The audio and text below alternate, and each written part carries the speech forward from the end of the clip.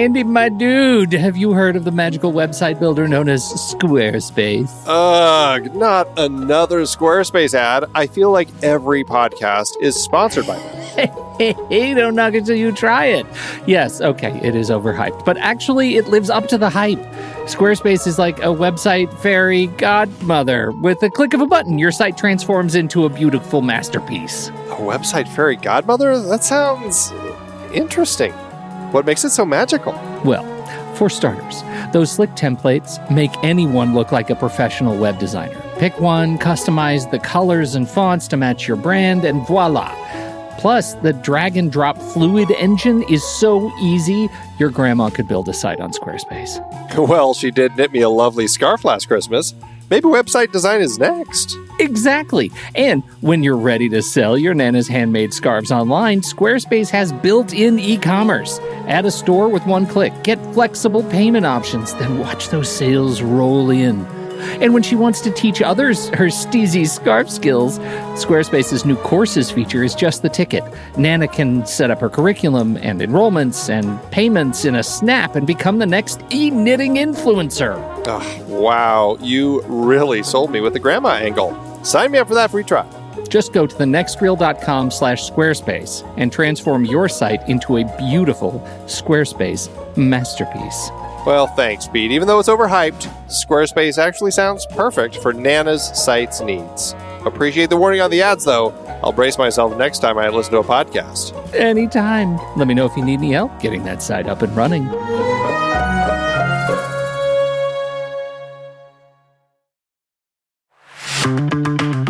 It's hard to believe that we have been having in-depth weekly conversations about movies since 2011. So many great conversations over the years about so many great movies. All that said, producing this show week after week requires a ton of work behind the scenes. Becoming a Next Reel member gives you access to all sorts of additional and exclusive content. Plus, you're helping us keep the lights on. Just head to thenextreel.com/membership, where you can learn more about becoming a member, which costs a measly $5 a month, practically the same as one fancy coffee drink. And you get so much more. Every month, we record a bonus episode exclusively for members.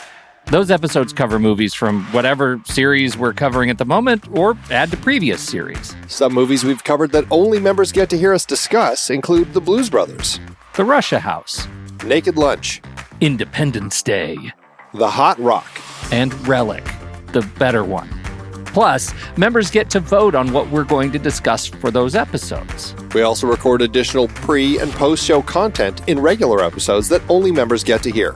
Like conversations about similarly themed movies. And answering listener questions from our live member chat. Speaking of our live member chat, we record almost all of our episodes in Discord, where members can chat right along with us live. Members get access to other members-only channels in our Discord community as well. On top of all that, members get all episodes a full week earlier than everyone else in a private Next Reel feed just for them that includes all the shows in the Next Reel family. The Next Reel, the Film Board, movies we like, Sitting in the Dark, and more new projects on the way. To top it all off, members don't have to listen to ads. We've already eliminated those annoying, dynamically inserted ads that, let's face it, we all hated. We are listening to you. We love podcasting for a living, and those ads helped pay the bills. Now, we're counting on you, dear listener. We promise we aren't going back to those terrible, dynamically inserted ads that don't relate to us at all. All we ask is that you consider supporting the Next Reel family of podcasts with a membership. Again, it's $5 per month or $55 per year. Just head to thenextreel.com/membership. thenextreel.com/membership. Get your access to early, ad-free episodes with bonus content, member bonus episodes, and access to member channels and live streams in Discord by signing up today.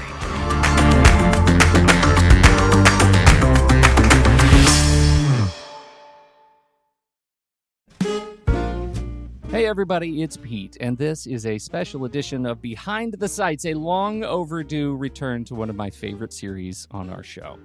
I'm a massive fan of the tech that runs the industry, and that includes the sites and apps that we use to learn about the movies and shows of which we call ourselves fans. That's what this series is all about, and I'm so excited to get back to it with our guest today. Casey Liss is a podcaster, developer, and writer from Richmond, Virginia, though these days it's hard to know which order to put those things. He's 1/3 of the Accidental Tech podcast, a must listen for principled nerds, and half of Analog.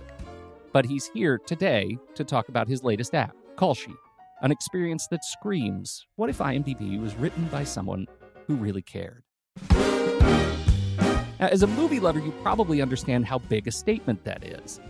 It's the equivalent of thinking, hey, I think I'd like to invent something to take on aspirin, or maybe I could be the next Kleenex. Who knew there was such a thing as big entertainment database, right up there with Big Pharma and Big Tobacco? And still, that's where Casey lives, in a modest corner of the app ecosystem, working diligently on an app that aims to do right by movie nerds everywhere. Casey, absolutely thrilled to have you here. Oh, the pleasure is all mine. Thank you very much. You're hired as my official PR person from now on, because that is so much better than anything I have written. Well done, sir. I appreciate it. Well, I appreciate that. Let's talk about movies and television, because I would like to try over the course of our conversation to somehow tie your love of entertainment to why you decided to take on Big IMDb. Yeah, so I don't know. So I do a podcast with a guy by the name of John Siracusa. He is 1/3 of the Accidental Tech podcast, ATP. The other host is a guy, Marco Arment. And Marco and I have gotten this reputation that we've never seen any movies ever, which is, I think, slightly founded, but a little bit overblown. Nevertheless, I enjoy a movie. I enjoy television shows. I enjoy garbage movies and garbage television, and I enjoy good movies and good television and everything in between. And a few months ago, it was around January, I think, I was sitting, downstairs in the living room watching TV. I wish I could tell you what I was watching. It was probably filth. And so I was watching TV with my wife, and I wanted to look up, who was an actor in this movie or who directed it or whatever the case may be. And, I'm sitting on my phone and I go to the IMDb app, the Internet Movie Database app. And it is a challenging experience using the IMDb app these days. If you're not a film professional anyway, my understanding is there's, an IMDb Pro where maybe it's better and maybe they're not constantly asking you to log in every 14 freaking seconds. Mm-hmm. But for a regular consumer, it is not fun. And it occurred to me that a couple of things are true. Number one, there's a crowdsourced equivalent mostly to IMDb called the Movie Database, which conveniently actually also handles TV shows. And I know how to write code. So maybe I could fix these problems. And so I started down the path in, I think, mid-January, maybe it was late January, of writing what would IMDb look like if I wrote it and if I wrote it for me. Mm-hmm. And what would that look like? How would it behave? How would it act? And what would be kind of the clever things behind it? And I started working on what was then called Flookup, which my wife and children still make fun of me for. The idea was a portmanteau of film lookup. Naturally, no, Casey, we got it. It's bad. I'll be the first to tell you, not good. The only reason that my children don't have terrible names is because I'm married to a wonderful person who actually has taste. But anyways, so I started working on Flookup. And eventually what landed a few weeks ago as we record this, I think 2 or 3 weeks ago now, is an app that I'm now calling Callsheet, which for those in the industry, you're probably even more aware than I what that means. But it seemed like a fun and clever name for something that maybe would ring a few bells if you're even an enthusiast. And it starts with the letter C. And given that my name does too, I kind of like the letter C. And so in early August, I released Callsheet. And I think it's pretty good. I think it's not so bad, and I like it a lot. And I'm hopeful that you and your listeners like it too. Well, I'll tell you, I am a paying listener or user of Callsheet. I really do like Callsheet a lot. But I want to step back a little bit to your experience with IMDb, because I spent some time this morning looking at IMDb reviews, and they are a mix of people who really don't like the quote, I wish IMDb would stop letting idiots post trivia. That's a thing. There are people who review their favorite movies in the App Store for the app. That's big. So, and there are people who genuinely seem to like IMDb. And I don't know if those people and I are using the same app, frankly, right? I have my own set of concerns with IMDb, but I'm curious about yours. Where do you start with IMDb in the development process, peeling it back to get to something that you love? Yeah. So the IMDb app, I think the problem with it, well, there's many, but the core of the problem with the IMDb app from my perspective, is that it is an app that started as a really phenomenally good and well-researched website and web service. And then Amazon bought it, and then Cruft started creeping in. And then there was more Cruft and more Cruft and more Cruft and more Cruft. Hey, would you like to buy this? Hey, watch a trailer. Hey, would you log in? Would you like to watch a trailer? Would you like to log in? Hey, this is on Amazon Prime. Oh my gosh. And it's just, and it's noisy. Very noisy is the perfect word for it. It's extremely noisy. And it was not fun to use. And whether or not, you find Callsheet to be fun, the idea behind Callsheet is, if nothing else, it lets you accomplish what you're trying to accomplish quickly and easily without getting in your way. And the movie database, which is the crowdsourced, back end that I'm using, it is not as robust as IMDb, but it's pretty good, especially for modern stuff. You go reaching back to the 50s or something like that, and the movie database is But for modern stuff, it's really good. And more than anything else, the movie database is impossibly, indescribably fast, which means my app, Callsheet, is also, I like to think, pretty darn fast. And you'd be surprised how quickly you can go tapping around within Callsheet and end up with exactly what you're looking for. And then on top of that, if you're reinventing the wheel, you get to do kind of fun and off-the-wall things. And one of the things that I really was proud of is there are some affordances. So if you're looking at a movie, typically the way Callsheet presents it is there'll be like a poster, and then beside it there'll be some basic information about it, rating, user score, runtime, things like that. And so it occurred to me late in the development process, well, if I know that this movie is 2.5 hours, but I'm an old man and so I want to go to bed in 2 hours, well, when is this movie going to end? And so you can tap on the duration, and it'll say, the 2-hour movie is going to end at 1:30 in the morning. And I can know, well, that's not going to work for me. Right. And so silly affordances like that, I think, add up and make for a pleasurable experience. But then you can go quite a bit further. And I tell this story frequently because it's such a clarifying moment in my life, even though I didn't realize it at the time. But I was watching I think it was late 2019 miniseries Watchmen. It's a phenomenal, incredible series. I cannot recommend it enough. And with no spoilers, but there are a couple of characters in Watchmen that have secret identities. And I remember vividly that I didn't recognize one of the members of the cast. I had never seen their work before. And so I went to IMDb, as everyone does, and I went looking for, okay, which character is it? And I saw, and again, no spoilers, but I saw, John Smith / Superman. Well, right. I didn't know that yet. Yeah. I didn't know. You can't tell me that I didn't know. And so I got real upset. This is like late 2019. Well, as I'm sitting there and writing Flookup / Callsheet, it occurred to me, I can do something about this so nobody has the pain that I felt. And so what I've done, and one of my favorite features of Callsheet, is that you can optionally, for TV shows, you can select certain pieces of data that I will obscure, hide, so that you don't get to see it. So you can choose, for example, to obscure character names. You can choose to obscure episode titles or thumbnails. You can also, how many episodes. That's exactly what I was going to say, because there's been occurrences and occasions where I've been like, oh, I love, this Susie Smith character. She's the best. And I look about 2 episodes. Yeah. Right. Well, crap, I wasn't prepared for that. That's the whole reason I'm here for the show, or whatever the case may be. And so stuff like that, when you are writing from scratch and trying to take what is a relatively solved problem, but try to put your own little spin on it, you get to do fun things like that. And I like to think that Callsheet does a pretty good job of trying to have these affordances and give the user the tools that they need in order to not only find what they want and find it quickly, and then honestly get out of the app. I'm not one of those that's like trying to get you to log in or try to buy this or try to do that. The best case scenario for Callsheet is you quickly find what you want and then you put it away and get back to the movie or TV that you're watching. And that's the kind of the goal. And so you can do all of these things and put your own spin on it and hopefully give people enough of a reason to actually pay money for this. Callsheet, as we sit here today, it's $1 a month or $9 a year. And I don't think that's a lot of money at all. And I think for a way better experience than IMDb, I think it's worth it. Yeah, and I mean, I think I think the app builds the case for that, and I think it's a fair trade. And I'll just say, you can sign up you can open the app and you get free searches, 20 free searches. That's still accurate. 20 free searches. Right.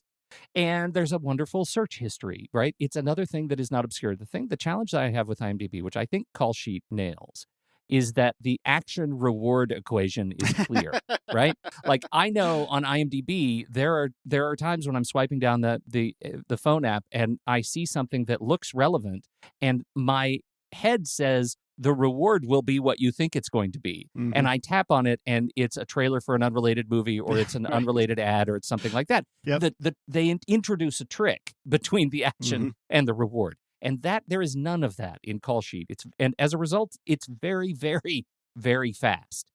Questions about your choice of data source. And I don't know the background on what it takes to use IMDb's data source, and your choice of using the movie database. I know Letterboxd, Letterboxd uses and I should say they're a frequent a partner of The Next Reel and advertisers with us, and so we're fans of Letterboxd.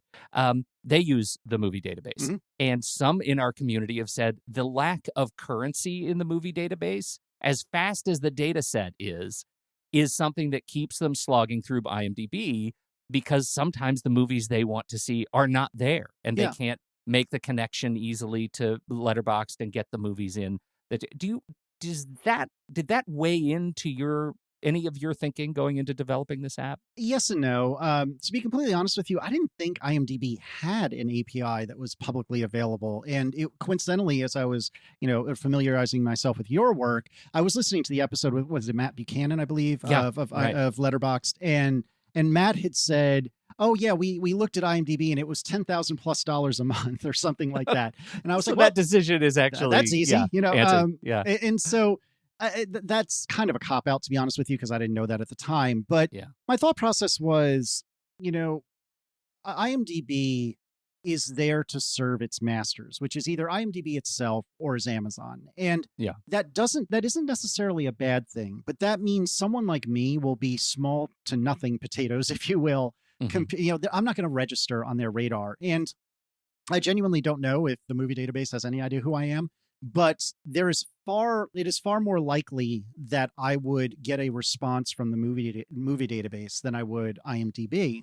And as it turns out, when I was very early in this process, I reached out because you have to apply to get something called an API key, which basically is a token that gives you permission to use their site. And very early on in the process, I reached out and I asked, I filled out a form, said I'd like an API key.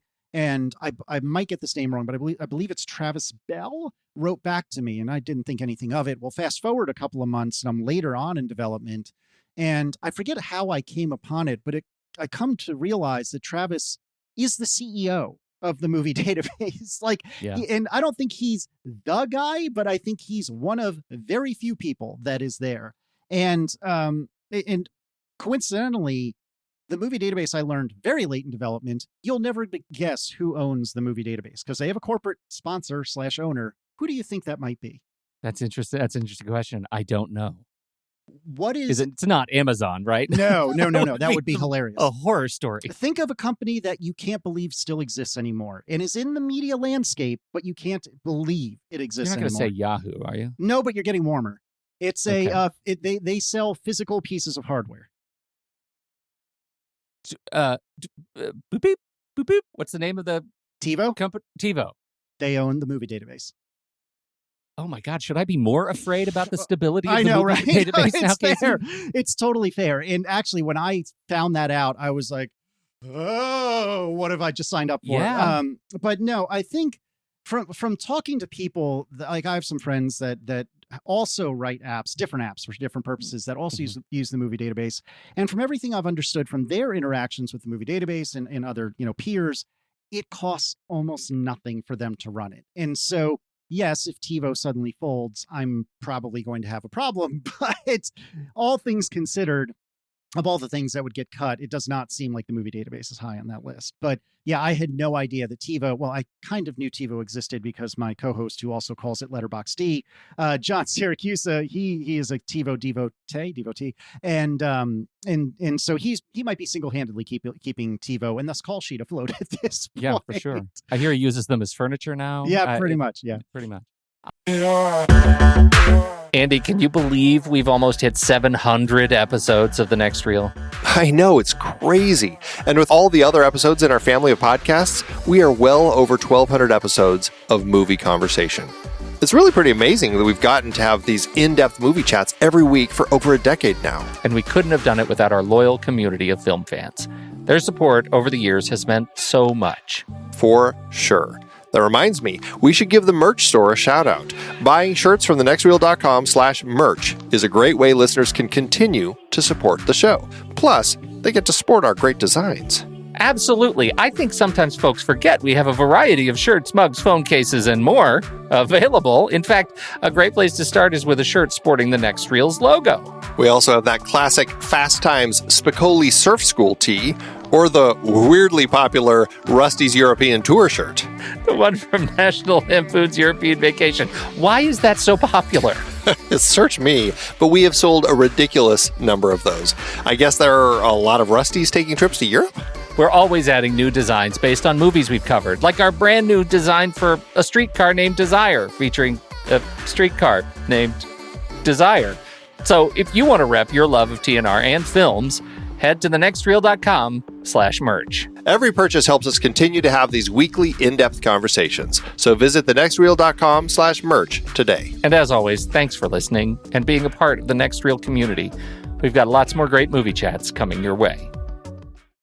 You brought up the $10,000 API access cost at IMDb. We are in an era where it seems like every few weeks we're hearing news of yet another service manipulating the cost structure of API access. Now, it sounds like you feel very confident in your relationship with the movie database, but how much is that keeping you awake at night for an app that you're charging $9 a year for? Yeah. So a few months ago, I guess pre-Elon Musk taking over Twitter, X, whatever. Before all that happened, I wouldn't have thought twice about it because I'm sure we're all working together here. Everyone's friendly. It's all fine. After having lived through that, it gives me a little bit of worry, but that's why I'm charging. It's a large part of the reason. Obviously, I'd like to be able to eat, but a large part of the reason that I'm charging money for Callsheet is because I want to try to be set up such that if costs go up reasonably, not to the way Twitter or Reddit did it, but if they go up reasonably, then I can float that on behalf of my users until the time comes that I can raise prices or whatever the case may be. Obviously, I don't hope to do any of those things. I hope that our relationship between users and myself stays exactly the way it is. I hope my relationship with the movie database stays the way it is, or if anything, that we get more cooperative. But that's part of the reason why I'm charging what I consider to be a very fair price for this app, so that this way, if it gets passed down to me, I'm in a position that I can either just float it, like I said, like float it forever, or I can float it until the time comes that I can raise prices. Because that's what zapped, the Apollo app for Reddit, which was a truly phenomenal iPhone app. But Reddit said, hey, we want a whole pile of money and we want it now. And that's just untenable. And granted, the movie database could do that, but in all of my interactions with peers that use it, with the movie database people themselves, like Travis, never did I get even an inkling that they would go that route, short of some sort of major catastrophe. So you never know, and it is a risk, but no risk, no reward, right? So, I'm just trying to do my best by me and my users and hope that it all works out. You brought up some features that I love, and the tapping on the runtime to see when it ends. That is an echo of my single favorite Apple TV feature, which is tap on the remote glass without clicking the button and see when the now playing thing is going to end. Yep. I absolutely adore that. There are a number of those features that in the initial release of the app, you made discoverable by accident. And I'm curious the thinking that goes into your head around what features to expose quite explicitly and what features it feels like you were saving to release on Mastodon. That's not the case, but I can totally understand why you would say that. So the thing about there's a few things at play. Number one, I am at best faking my way through being a designer. I am a pretty decent developer. On a good day, I am a mediocre designer. Now, I had a lot of help from a friend of mine, Ben McCarthy, and they were able to provide a lot of helpful feedback. But I think to me, it comes back to what I said, I think at the beginning of the program, that this is an app for me. And I put front and center the data that I think is important. Things like, rating, as in, PG, PG-13, whatever, runtime, things like that. Sometimes I get enough, I was going to say outcry, but that's too negative. I get enough requests from users that I'll put something else on there. So as an example, what I call score, which is really kind of a rating, but that's a loaded term when it comes to movies. The score, so, think Rotten Tomatoes, but it's actually sourced from the movie database. The score I put front and center because I just got pummeled with requests about it when I was doing my beta period. I could not possibly care less what randos on the internet think about a movie, but apparently a lot of people genuinely care. And so I put the score on there. And that became front and center. And that was not for me. That was for my users. But generally speaking, the stuff that you see, and stuff, especially the stuff that's like above the fold, if you will, that's the stuff that I care about. And while I think it would be nice to have a end time front and center, just visible right as soon as you open a page or a screen, I don't know that that's a useful use of real estate on an iPhone, which is, even the big iPhones are not that big, and I only have but so much space to play with. And so it's trying to find a balance. And I mean, I would argue it's an engineering problem. You're trying to find the balance between how much data do you provide front and center lickety split versus how much do you have that's admittedly kind of hidden. And I could make an argument that, oh, this isn't really there because you can't tell it's there. Like this whole end time thing, you can't tell it's there just by looking at the screen. So it's effectively not there at all. I think many of your first reviewers made that argument. Yeah, and that's totally fair. Now, a couple things about that specifically is that, I think that kind of makes it a little more fun because now you're kind of tapping around on things to see if there's any like hidden secrets or surprises. But number two, as we sit here, it's late August of 2023. iOS 17 is the new version of the iPhone operating system that's coming out next month. And one of the things that will be in that new operating system is something called TipKit, which is a series of tools that I can use as a developer that put really tasteful overlays on the screen. And that it can say, tap here to see when the movie ends. And it does a very good job of not bombarding you. Nobody wants to open an app and that you have to swipe through 6 onboarding screens in order to get to what you want. Like, nobody wants that. And in fact, one of the things I'm very proud of with Callsheet is that when you first install it, it runs. There's no location services prompt because I don't care where you are. There's no like local networking prompt because I'm not currently doing anything with your local network. It just immediately works. You don't have to sign up for anything. I assume you're going to use some of your 20 free searches. You just get it to work. And so TipKit will let me still maintain that it just works as soon as you start it. But also, have you thought about tapping here to see what's behind it or whatever the case may be? So again, it's an engineering trade-off, right? I'm not sure I made the right choice here, but having something that's easy to parse and clutter-free was my number one priority. And so I would rather trade discoverability in favor, a poor discoverability in favor of having a clutter-free experience. I don't know if that's a satisfying answer, but that's kind of what it comes down to. Well, it is satisfying. I don't want to come off just like only a booster for Callsheet, but I'm really a booster for Callsheet because I think you actually nailed in words the thing that I feel when I tap around on it, especially after discovering that runtime bit. You're absolutely right about calling out my behavior. I tap on stuff more now that I don't know because it is a little bit of a game, right? Am I going to find Zelda behind this next tap? Like, I don't know. Not yet. Not yet. It's sort of it's a really lovely sort of frivolity that comes with it. What otherwise is a very simple user interface. There's nothing spinning, no stars that shine whenever I do it. Like I'm at this point, all of our community lives in Discord, and now they have super reactions where if you react on something, things blow up. I'm like, come on, I just want to say smile. Right. So that goes to sort of the next question. In an environment where, let's just say, Letterboxd exists, where users not only can use it to find this sort of information, but also use it as diarists themselves, right? Able to track more than just pinning things, able to track their history of films that they have watched, and notably not very much television, right? It's premier kind of streamers that show up. How do you position the future of Callsheet? Do you exist at all to compete in that space? It's a very good question, a very fair question. I am not in a position to comment on any future plans because I'm taking a page out of Apple's playbook. But let me just say, I would be an idiot not to at least explore that. So Okay. that is on the agenda. Near term stuff is not that. I feel like the pinning affordance, which is exactly what you would expect. You can pin something, it would show up right at the top of the main screen, and that gives you quick access to, say, a TV series that you're watching. But yeah, there's a lot of different apps that do a genuinely great job of being a like diary or wish list of media or something like that.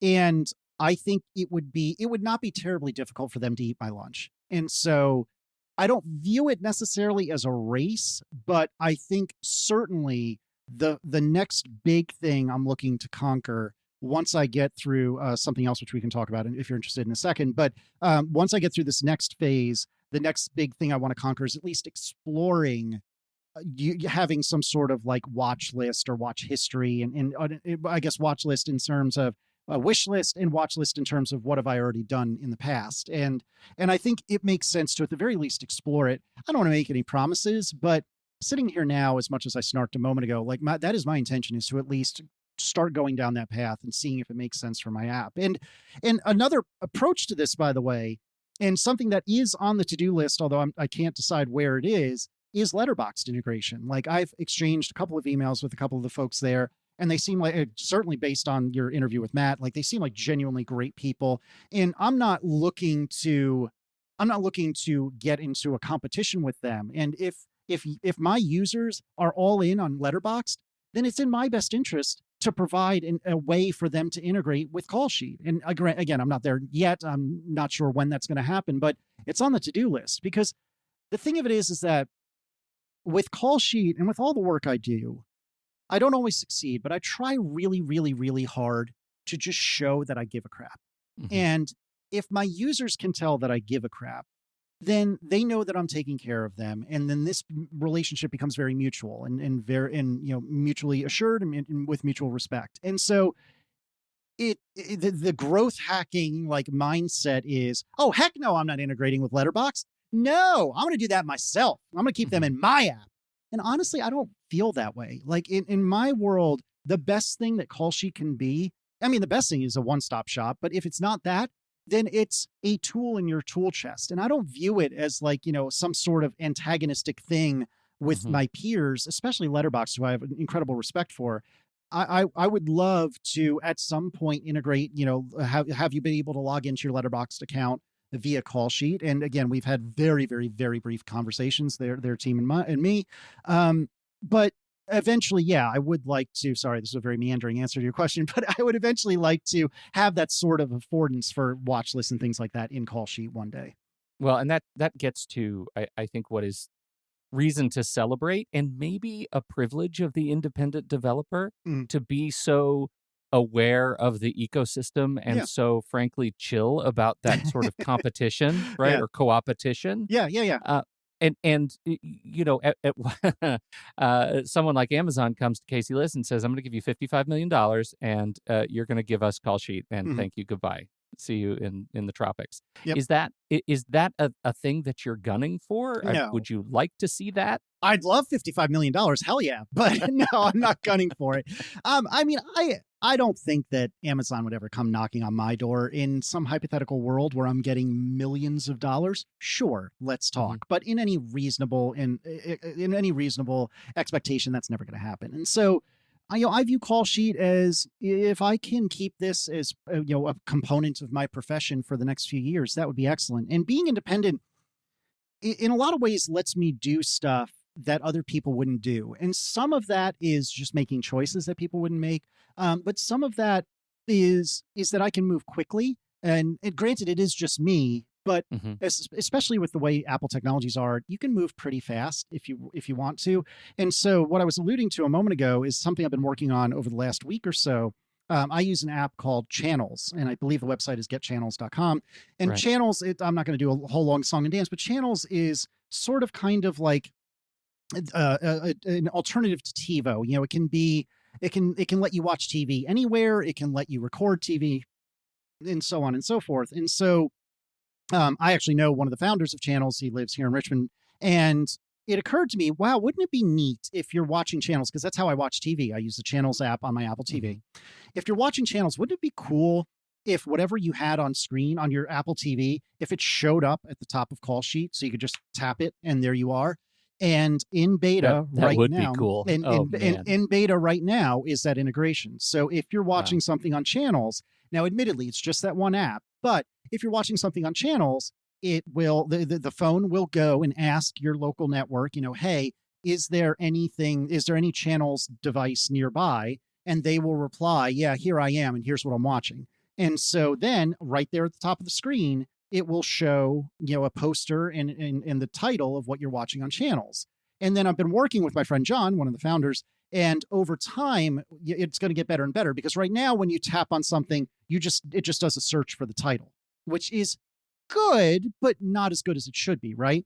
And so we've been working together to figure out, okay, what data can he provide me so that when you tap on that, rather than going and getting a search, you're going directly to that movie or that TV show or what have you within Callsheet. And so that's not something Amazon will ever do. And I get to do it because it's for me and I want it. And similarly, if I feel like channels is all my ephemeral content and I use a thing called Plex for all my long-term content. And so this morning, I might be going bald from it, but I've been working on trying to get the same sort of affordance with Plex. Now, Plex is a much older product. It's a much clunkier interface. It's a pain in a lot of ways, but I'm trying to get to the point that if you're watching something on Plex, there it is right there on Callsheet, ready and waiting. And if I get enough requests for other things like Jellyfin and MB, I've heard some people ask for, I'll do those too. And it's stuff like that I don't ever see IMDb doing. And that's not necessarily a bad thing. It's just their priorities are here and my priorities are there. And, we'll see what users want. I don't mean that in a threatening way. It's just maybe users aren't interested in $1 a month or $9 a year. Maybe they do want to suffer through ads and trailers that they're not interested in. And if that's the case, power to you. If I'm not fixing a problem that you have, then that's fine. But if I am fixing a problem that you have, then yeah, let's talk, man. It is hard to believe we've been having in-depth weekly conversations about movies since 2011. You're telling me producing this show week after week is so much fun, but it does require a lot of work behind the scenes. If you'd like to help support our efforts, one easy way is by using our Originals page when shopping for books and movies that we've covered. Your purchases made through our links give us a small commission at no extra cost to you and allow us to keep having these great discussions. The Originals page at thenextreel.com/originals links to the source material for all of our adapted film discussions. Purchasing through our links supports the show. In Season 13, we explore various awards categories and the films nominated in them. We wrapped up our 1940 Best Picture series with adaptations of Mice and Men from John Steinbeck and Wuthering Heights from Emily Bronte's novel, not to mention the play Dark Victory by George Brewer Jr. and Bertram Bloch. The 1947 Academy Award adapted screenplay series featured Anna and the King of Siam, based on Margaret Langdon's book, plus The Best Years of Our Lives, Brief Encounter, and The Killers. The 1952 cinematography nominees included Death of a Salesman and A Streetcar Named Desire, A Place in the Sun, based on both a play and a book, and Strangers on a Train, based on Patricia Highsmith's first novel. So many great movies based on books and plays, like Beckett, The Pumpkin Eater, A Boy and His Dog, Rollerball, The Princess Bride, Congo, The Scarlet Letter, Jackie Brown, The Deep End, The Gray, The Woman in Black, and Top Gun Maverick, which I'm very much looking forward to revisiting. Get the source books at thenextreel.com/originals. Start your next read or reread from the movies we've covered. Visit thenextreel.com/originals today.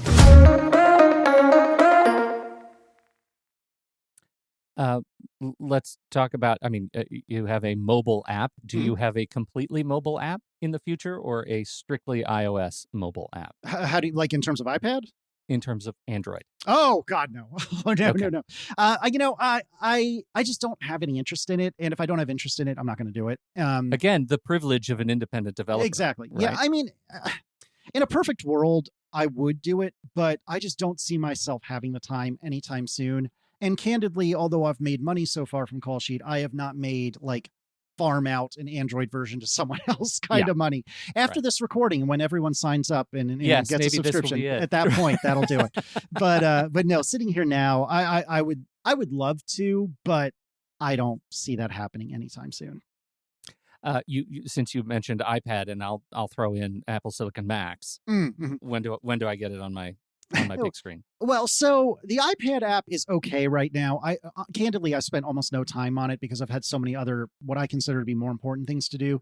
Very soon, in the next couple of weeks, I plan to sit down and properly rejigger the iPad app so it looks a lot better. At the point in which I'm not actively embarrassed by the iPad app, then I'll flick the switch for the Mac version to turn on. It's funny because to me, if I'm sitting at a Mac, I'll just go to the movie database. I'll just go right there and look things up there. And the movie database website is not exactly what I'd want, but it's good. It's fast. It's fine. But a lot of people, surprising amount of people have said, hey, I would love to run this on my Mac. And again, currently it's turned off, but hopefully in the next month, maybe two, the iPad app will be not an embarrassment. And then at that point, I'll flip it on for the Macs. Well, because that's what I want, right? I want as long as I'm going to the trouble of pinning my activity that's in fair. Callsheet, I want my pinned activity on the desktop. I spend so much time staring at my monitor. That's a really good justification for it. Yeah, that's very fair. I live to serve, man. I live to serve. You know what? I have more questions for you, but I don't want to belabor the folks who just came to talk about or to hear about Callsheet and behind the sites. So I would very much like to end the show now, but tease for members if you want the member version. I'm about to ask Casey more questions about Plex because I don't know anybody besides maybe me who I have heard tell have been so meticulous about media organization. And I feel like our members need to hear just a little bit firsthand what that's like to live in Casey Liss's head. So I will say, scary is what it is. I will say for right now, Casey, thank you so much for teaching us a little bit about Callsheet. Where do you want to send them? Yeah, actually, I'm totally a professional. I should have prepared for this question. I'm pretty sure callsheetapp.com works. I'm pretty darn sure. But I'll stall for time. Worst case, if not, or certainly you can go to caseyliss.com and there right at the header, there's an apps entry and you can find it on there. And then Callsheetapp.com's worked. Okay, good. Yeah, see, I totally planned it that way. Totally nailed it. Totally nailed it. This. See, the thing is, Pete, is that I've spent so much time on the app itself. I didn't have a lot of time for the website. That's where we're going with. But yeah, callsheetapp.com. You can find my podcast with my beloved co-hosts, John Syracuse and Marco Arment at atp.fm. And you had mentioned Analog, which is very kind of you. That's kind of a feeling show. That's the best elevator pitch I can give you for it very, very quickly. That's at relay.fm/analog, spelled the proper way or spelled the British way. It's your choice. Well played. Thank you, Casey Liss. Definitely swipe up in the show notes. You can get all of those links. They are there and they are ready for a click-in. Yes, please. Check out this app. I've got some widgets on my home screen, I have to tell you, so I don't have I know it's on the list. It's on the list. No. That's not what I'm telling you. I'm telling you that I already take up a lot of space with widgets on my home screen. Callsheet is still a home screen app. I love you. It's too fast not to put on the home screen. So, well, I love you. Appreciate this, Casey, and we will hopefully catch up with you down the road. Good luck please. with the app. Thank you.